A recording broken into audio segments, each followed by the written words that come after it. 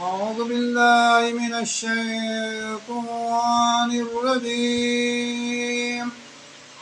بسم الله الرحمن الرحيم.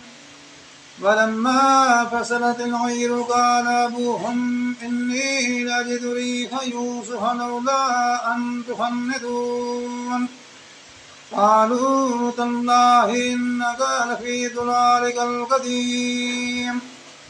فلما أن جاء البشير ألقاه على وجهه فارتد بصيرا قال ألم أقل لكم إني أعلم من الله ما لا تعلمون. قالوا يا أبانا استغفر لنا ذنوبنا إنا كنا خاطئين. قال سوف أستغفر لكم ربي إنه هو الغفور الرحيم. فلما دخلوا على يوسف آوى إليه أبويه وقال ادخلوا مصر إن شاء الله آمنين.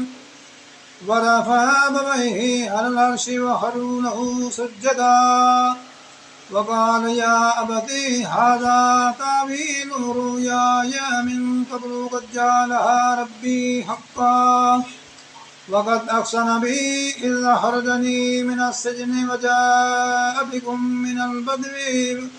من البدو ومن بعد أن نزغ الشيطان بيني وبين إخوتي إن ربي لطيف لما يشاء إنه هو العليم الحكيم.